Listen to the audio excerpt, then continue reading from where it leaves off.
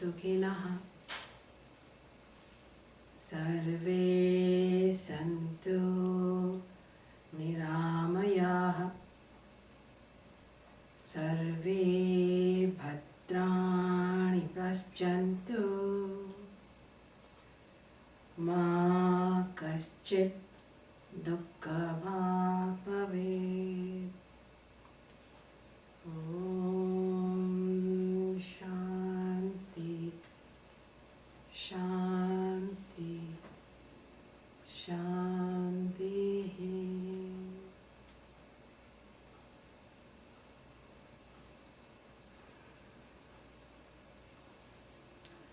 We are speaking about Atman today. Atman is the self with a capital S.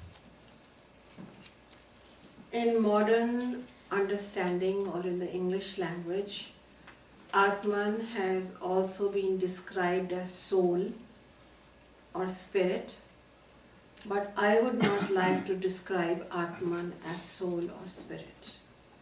And the reason being that the soul and spirit have quite different connotations from Vedanta.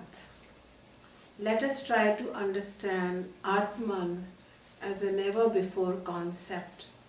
Think of it as a brand new word from the language of Sanskrit.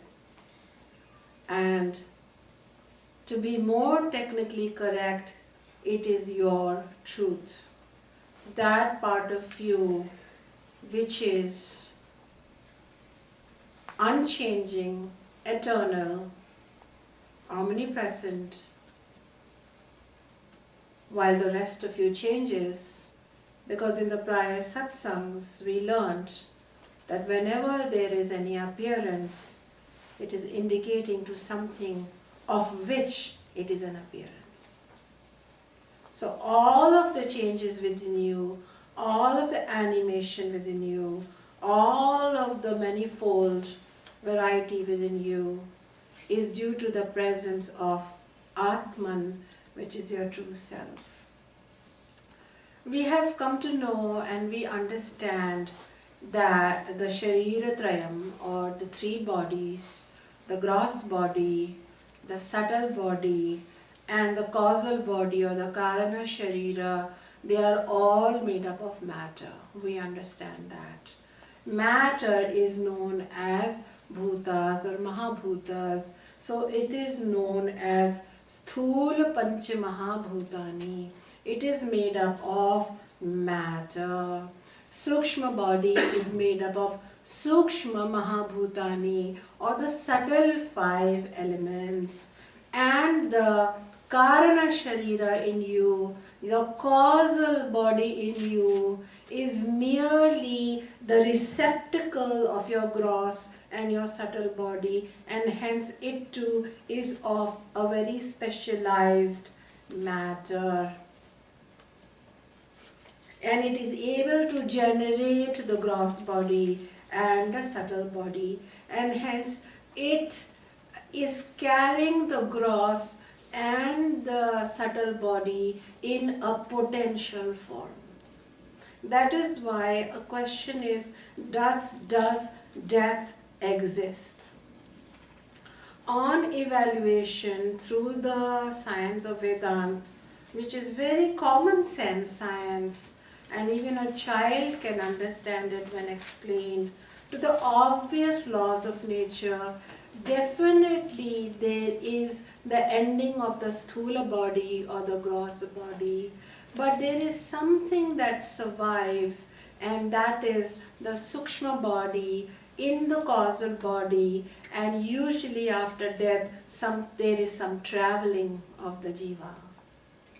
And that traveling, along with the mind and the intellect and the likes and dislikes and the aversions and the incidents, they are all contained in the sukshma body, because in the last satsang I explained to you how every subtle functioning of the psyche is in the sukshma body, which you cannot see, but it is there because it is matter of a specialized nature.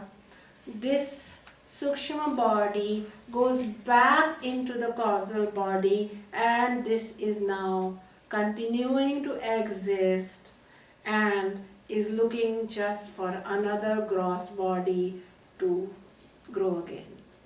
And hence, two children, two twins born at the same time may have similar physical looks because of sharing the same sperm and egg, and yet be completely different personalities, completely different life patterns, because of the fact that what has entered is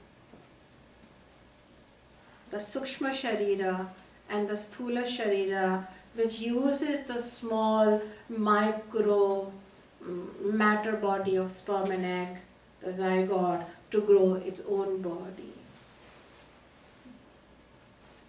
So does death exist? There is definitely transformation, not death. There is definitely movement, because the sthula body comes with maximum, as I mentioned in the last satsang, 120 years of warranty guarantee, and nowadays with wear and tear 50, 60, 70. So therefore, what happens is that everything is physical. Then what is it that is experiencing this life, the next life, the dream life, the sleep, and yet it says, I am awake, I dreamt, I slept, I died, I saw my death body, I travelled. Who is I? That I is the indestructible Atman. So this Sharira Trayam, these three bodies are Bhautikam or matter based, hence another Sanskrit word qualifies them Jadam, or they are non-sentient, they are non-living. What is it that can define the inertness of matter is that it neither has awareness or consciousness, ability to be self-aware, ability to be conscious, is neither an intrinsic quality of matter, so it is not neither a quality and nor can it produce it. It cannot produce it. So therefore, these three bodies, physical body, subtle body, which is mind, senses, intellect, and the causal body, even the karmic seeds and the receptacle, they are all non-conscious. So they are not the real deal. They are merely the envelopes. This we have to understand. So, it is night. So consciousness in Sanskrit or in Vedanta is known as Chaitanyam. So this Chaitanyam quality is absent in matter. Do you know that? Do you accept that? I don't have to give you clinical evidence to show you that. What I can experience, my cloth cannot experience. We agree? Whereas I can bring colors and move it and create puppetry, I can lend it some consciousness, so you may think that a puppy dog is playing here. However, it is borrowed from I, who is the original lender of consciousness. So there is matter, whether you understand the three bodies, and for simplicity's sake, we will stick with the Sharira Trayam, or the three bodies. They appear animated, they appear alive, they seem to live out a life, and that is our experience. My body is alive, my mind is alive, my deepest being and thoughts and vasanas are alive, and yet Vedanta says that matter by nature is jadam, my dear. Do not confuse whether gross matter or subtle matter, it is non-sentient. It is only borrowing consciousness, get more focused and obsessed with what is it that is conscious, who are you, who thinks that you are not you, or I must find me, who is that, because that is the original consciousness. So therefore, this matter is neither intrinsically conscious, so Chaitanya Gunakam, nor is it able to create consciousness, Chaitanya Janakam. It is not able to create it. We have clarified this, and yet we experience that these three bodies are very real. This is me, and if my leg is cut off, oh, I have been cut off. If I am insulted, then I have been insulted. But the reality is that you have a very, very known person who can barely get their ends to meet, and they do not have enough to food and eat. And one day the king was throwing a banquet, and suddenly this poor person shows up with all sorts of ornaments, and the ornaments have a glory and they seem to point to some kind of richness, but everyone says, yes, yes, you are welcome. However, everybody knows this is the same person who lives by the ditch and has no cloth to cover the own body. So one can borrow the richness, one can borrow the ornament, but what is the reality? As and so, these three bodies, the causal, the subtle, and the gross, which we parade about, the gross body which we share with everyone, and the subtle body which is internal to us and creates our own private life, and the causal body which kind of keeps them going and takes them back in at the time of one story. The reality is that neither of them is original. It is dependent.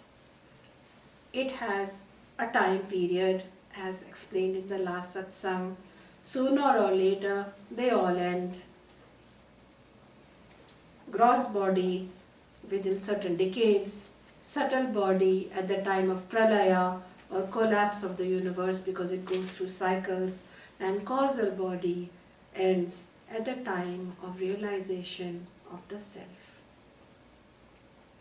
Once we realize that this poor person is wearing, or poor person is wearing the jewels that they found fallen on the floor somewhere, they didn't know that it was not theirs, and then we find that the jewels actually belong to someone else, then the jewels are relocated back to the original person, and the original person is ultimately the object of interest in Vedanta, nothing else.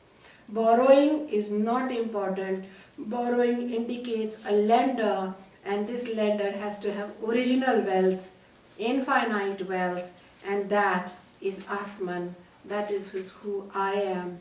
That is who you are. So, for example, you have this much creativity, this much energy, this much patience, and this little health, and then when through satsang, through Gurukul education, through personal effort, you have this much patience, this much creativity, so much health, so much more energy. Where did you go shopping but for the fact that there is an original lender within you, giving more energy, giving more creativity to your Sukshma body? So Vedanta sage says, oh fool, stop begging. Look within, look within. You are the bank of everything. That experience of oneness with what is the original is known as moksha or self-realization. It is no other fancy experience but the quiet recognition deeper and deeper into the true self, and that is the goal of Vedanta. Atma is that which is pure Chaitanya Swarupam. Can you say Chaitanya? Chaitanya. Swarupam. Chaitanya Swarupam, which is pure consciousness. It doesn't have consciousness added to it like an instrument, like an ornament. It is consciousness. Like light, you cannot separate light from light. Light and its quality of radiance, heat, warmth, illumination is intrinsic to it. Can you separate it? Can you take sunshine and remove light from it? Can you?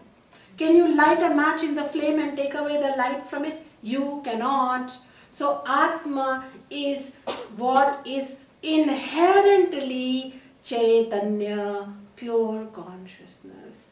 Just like, for example, a very common modern Neo-Vedanta example is of the bulb, this bulb.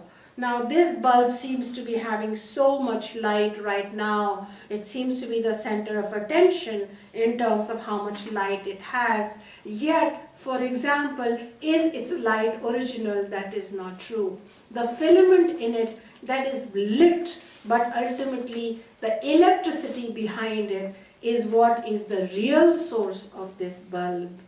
And even if the filament fuses, the light collapses, will the electricity stop to cease? It will not. It will flow through yet another bulb as and when things come together. So consciousness never ends, never arrests, never stops, but from time to time, through the instrument of the three bodies coming together, consciousness emerges or manifests for you and I to say consciousness is. For example, we see a living thing and we say, you are alive. But does it mean that consciousness is only dependent upon this body being there? Not true. This body is just one manifestation, a unique manifestation of that which is the eternal principle. That is why in the Kena Upanishad it says, what is that which cannot be expressed by speech and yet by which speech is expressed? What is that by which, that which cannot be apprehended by the mind and yet by which they say mind comprehends?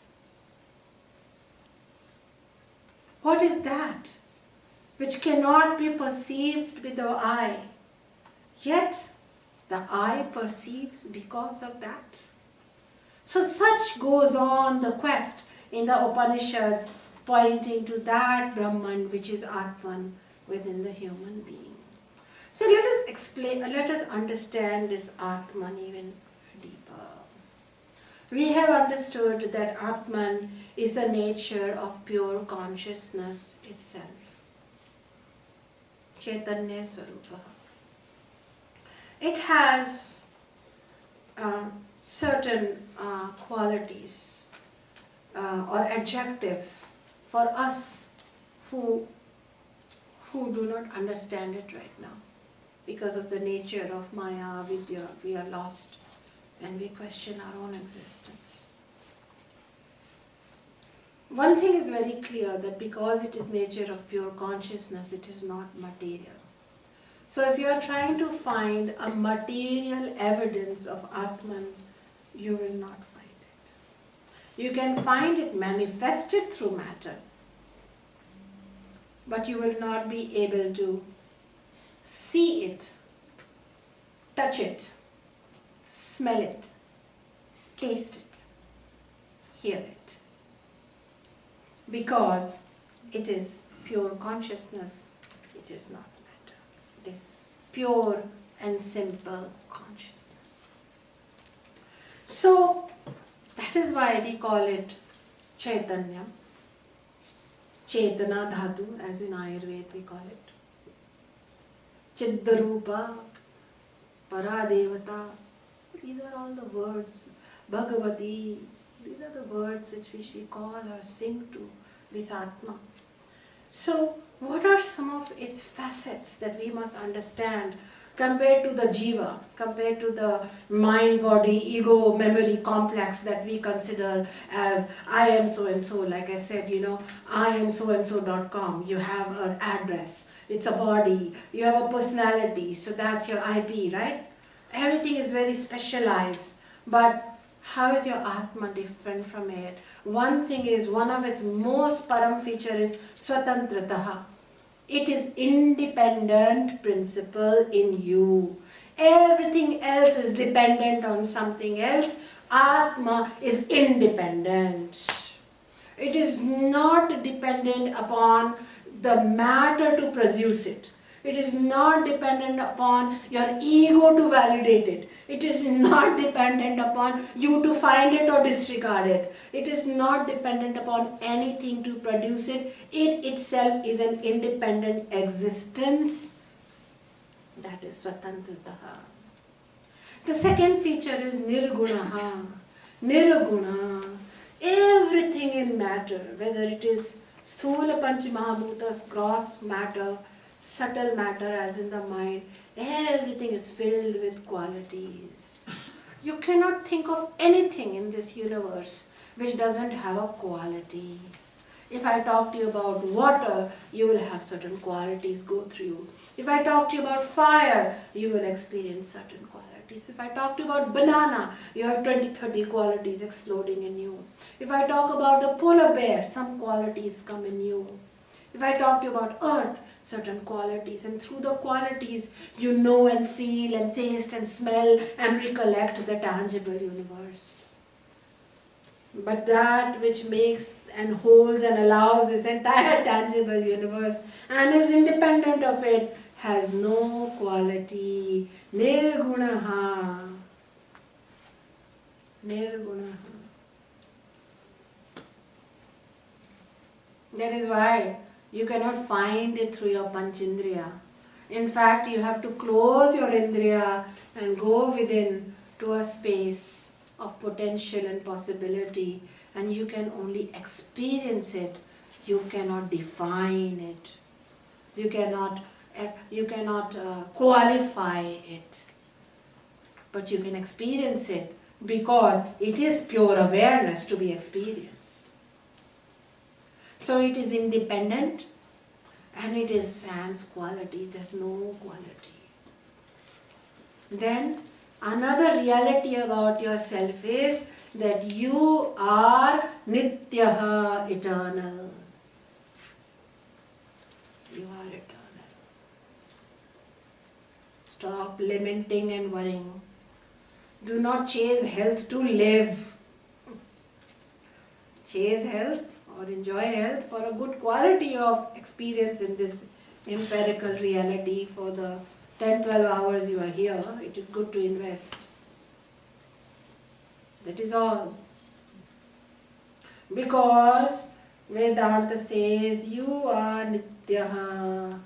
Atman continues to survive just as electricity continues even if the bulb or the filament are broken or fused or absent. So also destruction of the body is not a destruction of the Atman. In fact, you see, this three-dimensional universe is one thing in our empirical reality, Vyavaharika reality. And then you can call time as the fourth dimension. And so you can say the three spatial dimensions and the fourth time dimension qualifies our empirical reality. But this is all based in matter, and so they cannot affect what is pure Chaitanyam or non-matter, Atman.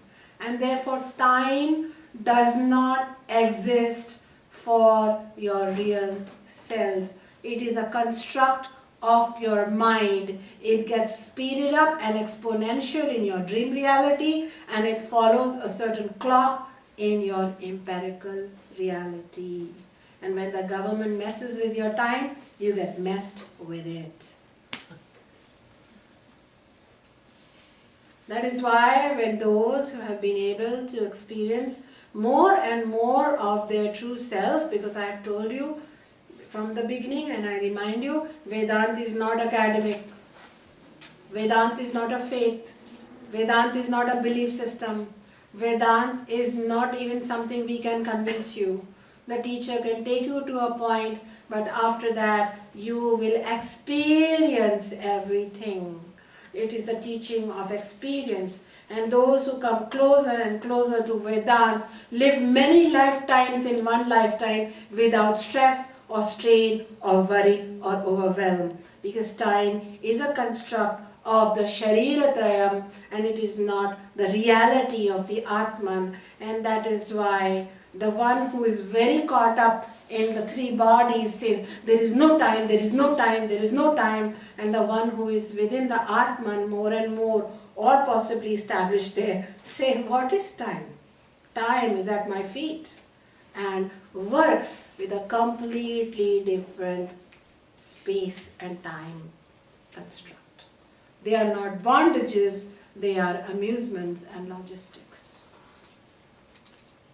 So Atma is eternal and Atman is unconditioned by time. So we call it Kala Titaha. Kala means time. Titaha means it has gone beyond. Kala Titaha. It is beyond time. Another point is that Atma is Sarvavyapi or Sarvagataha, which means that just like time cannot bound your real self, you are bound only such time until with the help of Vedanta you can understand your true self, because what is bound is your time bound ego which is forced to be in a certain spatial setting within this empirical universe. And so I get limited to this body and you get limited to that body, and the bird gets limited to its body in the cage, and we get limited to our body in the cage we cannot see, but it's the cage of our story, incidents, characters, life, destiny. And we're all in our time-space bound spaces, and we're very space-bound. So we have to take flights and trains and buses to and to communicate and go from one place to another. Such is the case, because when Atman is identified with the Shariratraya, it becomes conditioned by it, and this is called the Jiva. When the Atman gets captivated, conditioned and held within the confines, that which was omnipresent has become bound. No wonder we all weep and ask for more space and more flow and more freedom. And why is it that across cultures, countries, communities and time and era, the human lamentation is that I want timelessness and I want eternal space, because that is our true nature. But by being bound, this is called samsara, or being caught in the world. And so when I am awake, I am bound by a certain body, certain race, certain religion, certain sex, certain story, certain life, certain profession, certain commute, certain bank account, certain bill. And then when I am asleep, I am bound again by a whole new set of characters, stories, bank accounts, events, limitations. And no escape. But my basic nature, sarvavyapi, sarvagataha. I am not bound. Atma cannot be circumscribed by space.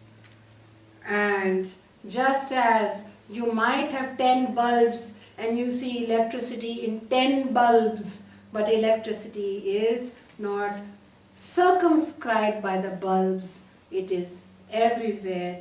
An occasional bulb is just catching the everywhere phenomena. So it says it is sarvavyapi, sarvagataha. So it is everywhere, in every ant. Your Atma lives in every being, every plant, every tree, every creeper. Your experience of being bound is just your experience. It is not the truth.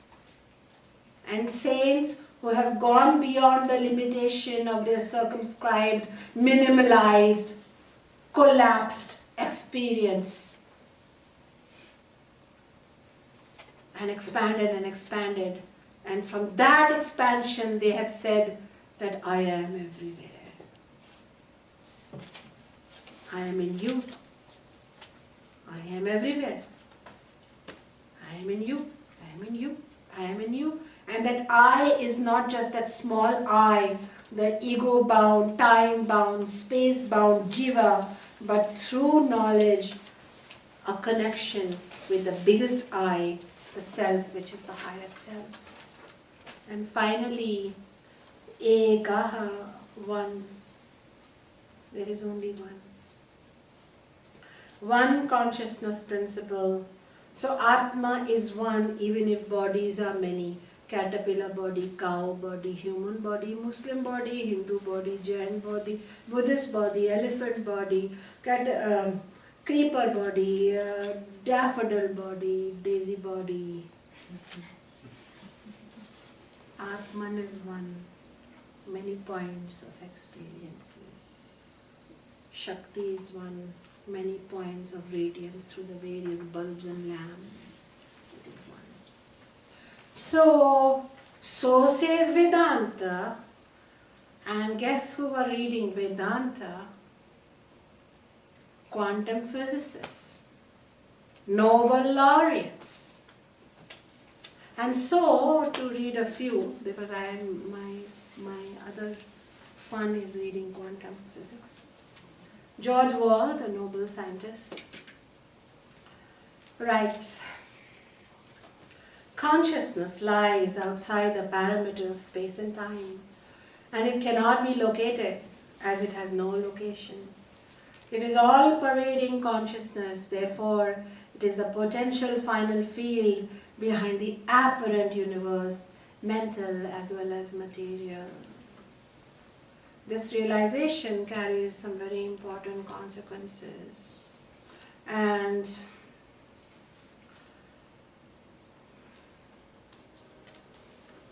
Erwin Rudolf Joseph Alexander Schrödinger, 1987 to 1961, Nobel laureate, Australian-Irish in descent, physicist, was a big promoter of Vedanta, and he writes, consciousness is never experienced in the plural, only in the singular.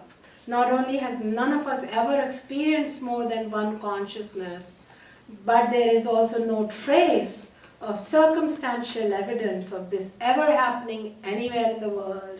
If I say that there cannot be more than one consciousness in the same mind, this seems a blunt tautology. We are quite unable to imagine the contrary. In itself, the insight is not new, he writes. The earliest records, to my knowledge, date back some 2,500 years or more. The recognition of Atman is equal to Brahman. The person equals the omnipresent, all-comprehensive, eternal self was in Indian thought considered far from being blasphemous to represent the quintessence of deepest insight into the happenings of the world. The striving of all the scholars of Vedanta was, after having learned to pronounce with their lips, really assimilate to their minds the grandest of all thoughts. Again, the mystics of many centuries, independently, yet in perfect harmony with each other, somewhat like the particles in an ideal gas, have described each of them the unique experience of his or her life in terms that can be condensed in the phrase Deus factus sum, I have become God. To Western ideology, the thought has remained a stranger, in spite of those true lovers who, as they look into each other's eyes, become aware that their thought and their joy are numerically one, not merely similar or identical. So we have, in those peak moments, experienced oneness, and yet we deny it and we fight it. So this he said so in his writings, The I, that is God, as translated in Quantum Questions, Mystical Writings of the World's Greatest Physicists, 1984, edited by Ken Wilber. Then we have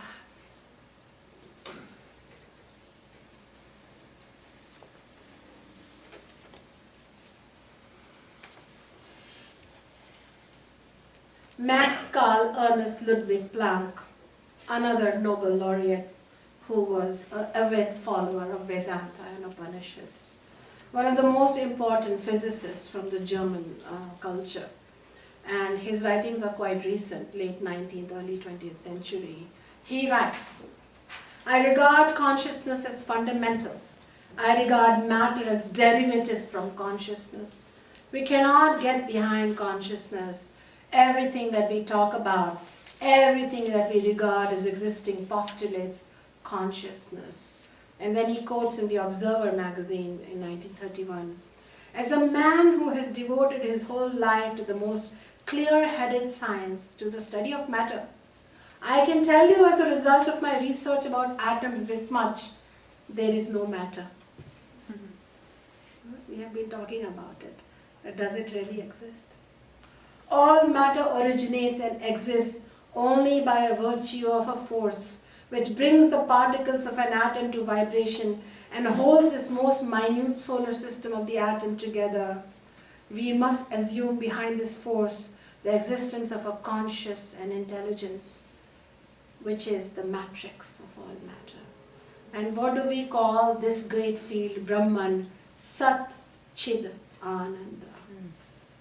The absolute consciousness, absolute intelligence, and absolute infinite bliss. And Atman is Brahman. So we go searching for gods, and Vedanta says, find them. Find them in your temple, find them where you want to. But know this too, that God is not very far, but lives within you because you are Atman. So the question is that, really?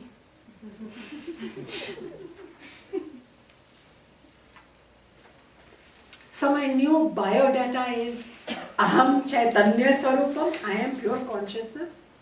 Aham Nirguna, I have no qualities. Aham Swantrataha, I am independent. Aham Ekaha, I am one. This is my new biodata. Aham Sarvavyapi, Sarvagata, I am everywhere. Yes, says Vedanta. But I experience smallness, brokenness, separation, anger, jealousy, feud, fear, insecurity. Yes, says Vedanta. So long as you will identify yourself with what is not you, which is known as non-self or anatman, so long as you will identify yourself with anatman, you will be so, because it is a stage of constant flux and change. And as you, with the help of knowledge, begin to initially intellectually, then emotionally, and then finally with conviction and experience, identify with yourself, with your true self, you would have experienced God, because you are that. And the whole sadhana of Vedanta is this viveka or discrimination between anatman and atman, non-self and self. And that is why we are studying Vivek Chudamani on a continuous basis. Because it is another text which is Viveka Chudamani. What are we discriminating between Jiva and Atma? What is Jiva? Till such time, the Atman we are unaware of, it is only an academic concept, and we only experience, we close our eyes and we experience just darkness. We experience just some fear, some anger, some restlessness, right? So we are in a world. Externally we see, oh, my leg is there but my nose is small, and we are just here. Till such time we are going to be suffering joys and sorrows, the bitter berries and the sweet berries of the empirical world, Vyavharika reality, and the reflectional dream world, Pratibhasika reality, based on the body we have. Sometimes we have 2 arms and 2 legs, but in the dream we have lost our legs and we are lamenting. And for till that such time, the lament is deeply, deeply felt, and we have no room until we wake up from it. And so our only hope is that in this empirical reality, it is an important plane of consciousness, the awake state of consciousness. Right now, we can use this knowledge to buffer the discrimination and do the sadhana between the non-self anatman and the true self atman. And what is one way? One way is known as a tool that is given by Vedanta is Drika Drishya Vivekaha. Drik means observer, Drishya means observer of what is observed. It has 2 laws. The first law says that I am different from whatever I experience. So if I am experiencing suffering, I am not suffering. If I am experiencing I am so small, I am so bad, I am so horrible, I am not that. If we can get this law down, that I am not what I experience. This is an important law. So I experience the world, slowly will end my getting lost in the world for approval, rejection, etc. Assimilation at any cost, because I am not that. If I see the body, my body may be undergoing cancer or some difficulty, but I will be fine, or my attitude will be amazing and exceptional and written about in the New Yorker. Because why? Because I am not the body. Now this sounds really academic, but as we function on it more and more and more, there is actually a separation. Just like when we are very caught up in something and we take a breather and we separate, do we feel some relief? Quantum relief. But what if we keep separating from whatever we observe? I am not that. I observe my mind, I am not that. I observe my emotions, good or bad, I am not that. I observe the world, I am not that. I happen to be observing the world. It is my experience, but I am not that. And the law 2 is then, the law 2 says, whatever I am not, I am free from it. So I can make my choices in freedom. I am free from it. Every time some leadership has spoken up against abuse, victimization, colonization, somewhere somebody has said, I don't buy that and I am free. Do you agree?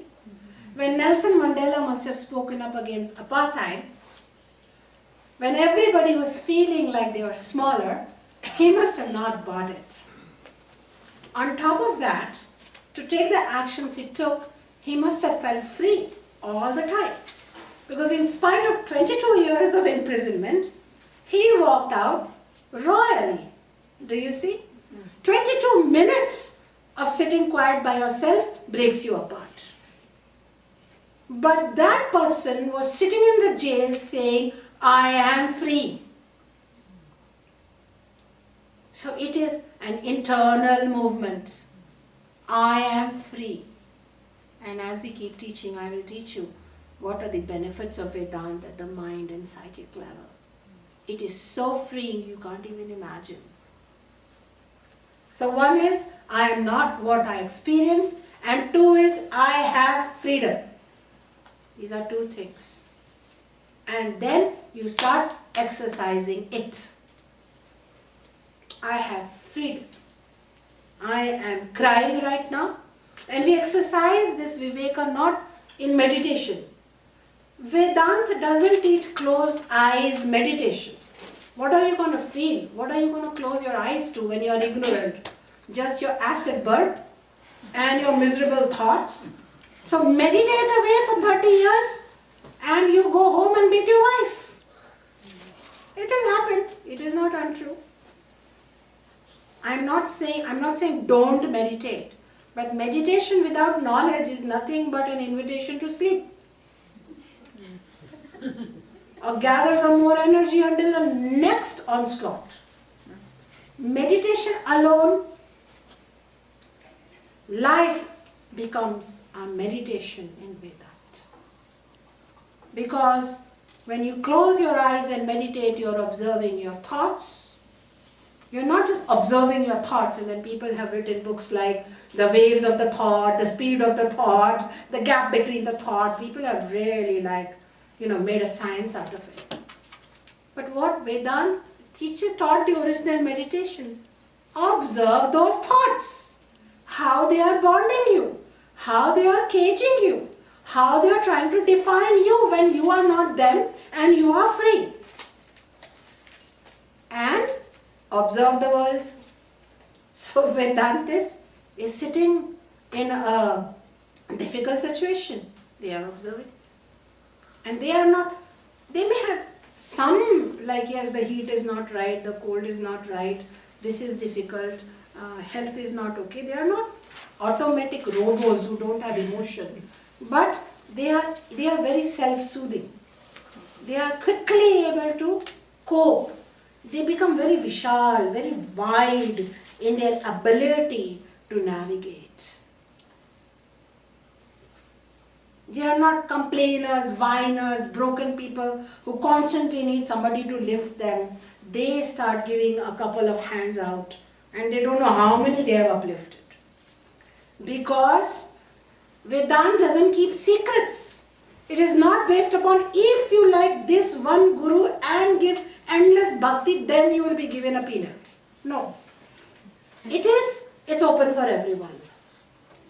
And the guru says to the shishya, I am only your experience.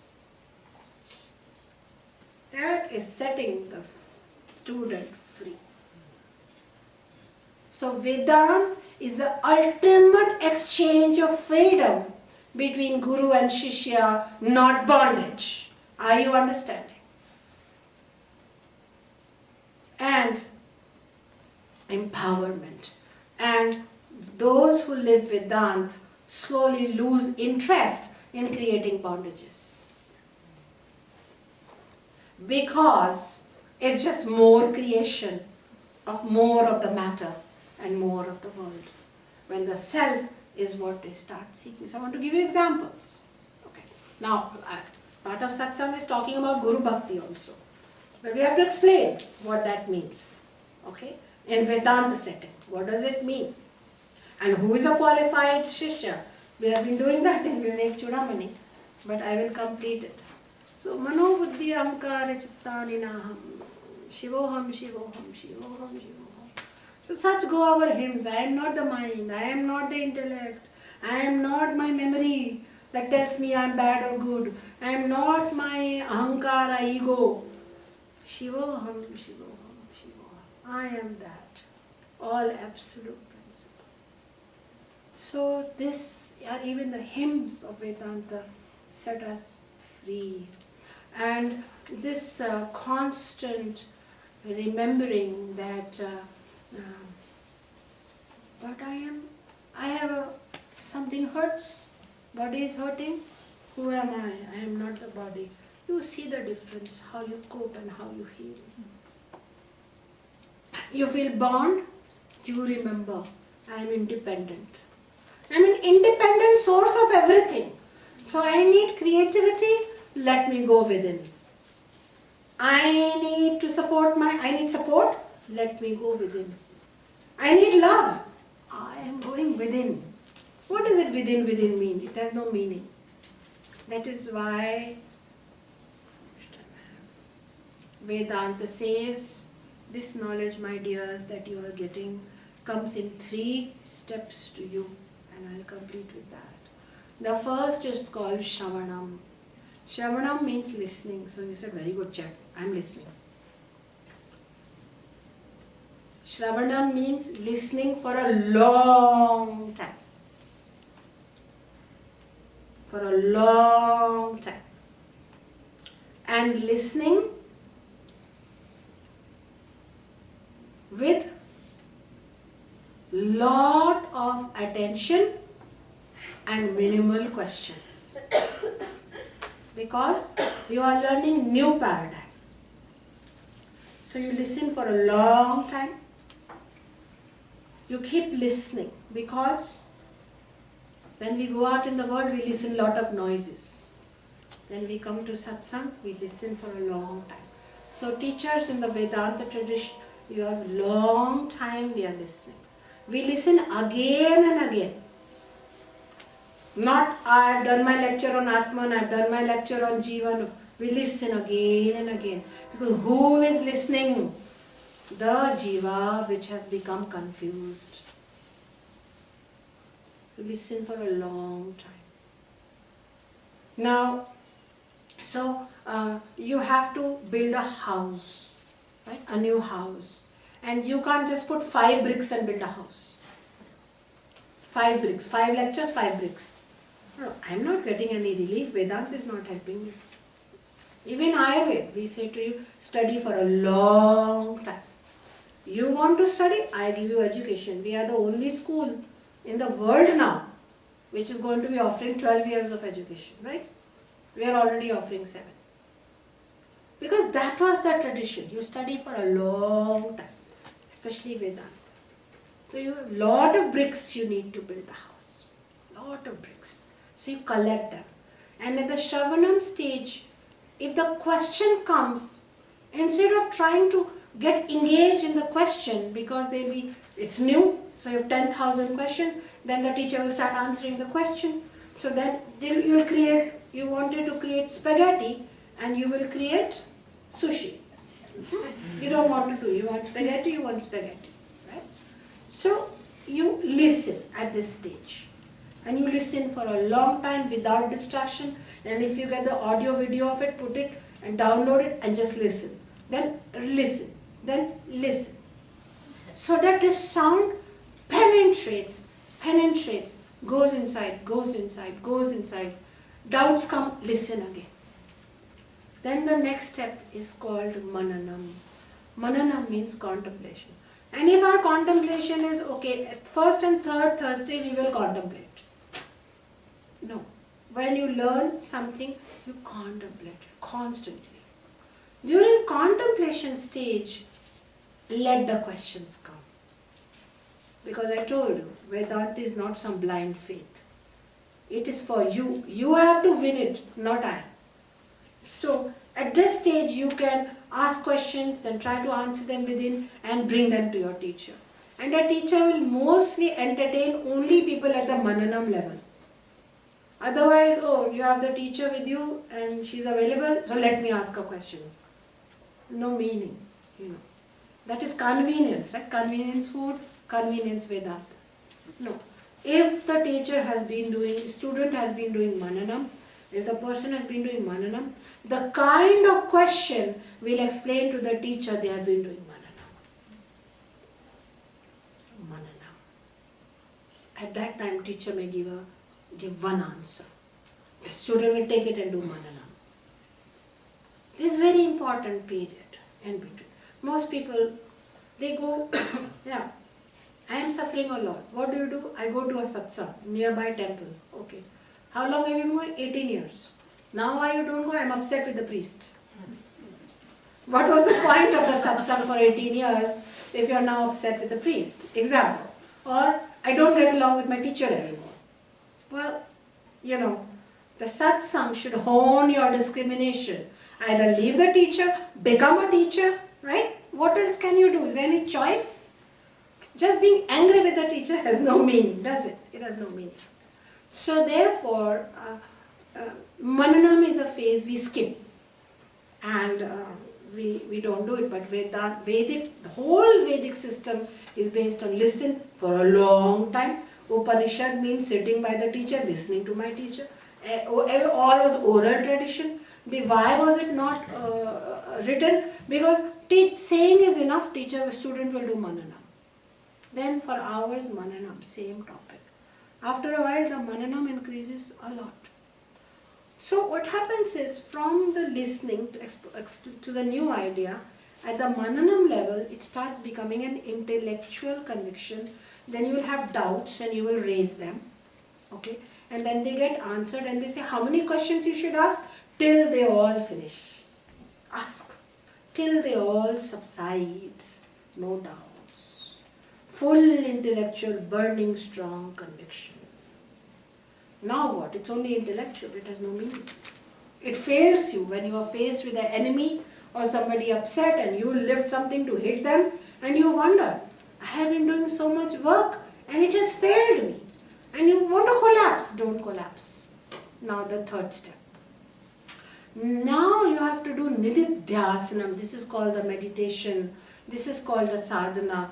Now in the middle of hitting someone with a club, halfway, you remember, Ekaha, I am one, I am hitting me. I will not be, the scar will show on that head, but the scar I will carry for a long time because I am only hitting me. Ekaha.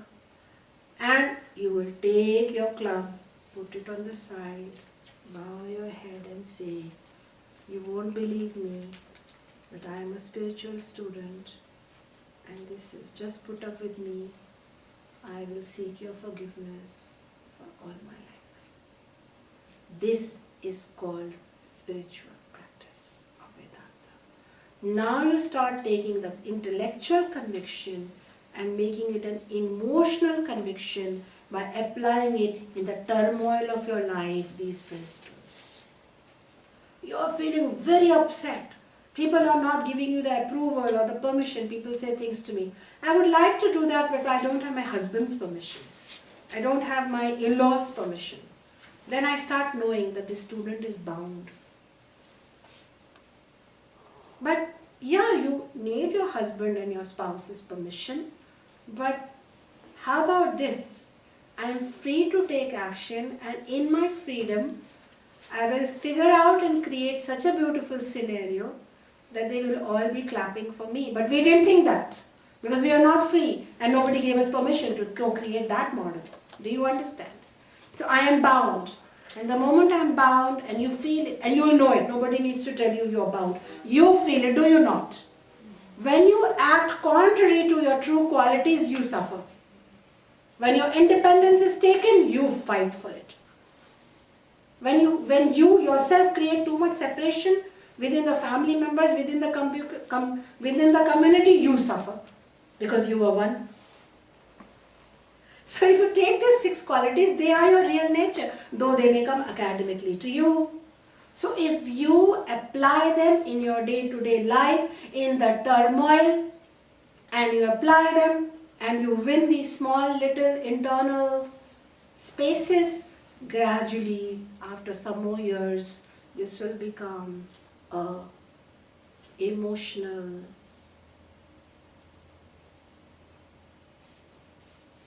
searing conviction, and then you will find that after some more years, you meet somebody who's lifting a club to hit you, and you are not afraid, and your reaction is different. So this takes time.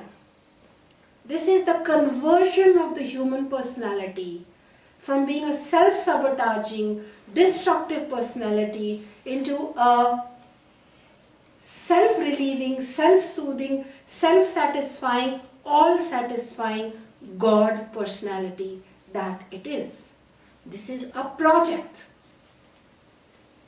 That you are sitting in the satsang is due to some past karma. That, whether you will take it forward or not, depends on you, because they say the teacher helps in 2 levels, not the 3rd. The teacher will help you in Shravanam by giving you knowledge. And that is why I even asked you to receive it with silence and quietness. Thank you. Number 2, teacher can help you when your questions come up, if you are in that second level. But the teacher cannot help you in putting it into your life. That depends upon you. Because we are free, we are equally free to forget everything, mess up our life, freak out on our teacher, ruin ourselves and everyone else, and be lost in this awake dream, sleep, death and rebirth cycles. Big cycles, small cycles, eternally. There is no one to interrupt you. There is no God to banish you and no God to welcome you. You are it. It's serious responsibility. Most people don't like Vedanta. You need not return if you don't want. Jai Ma.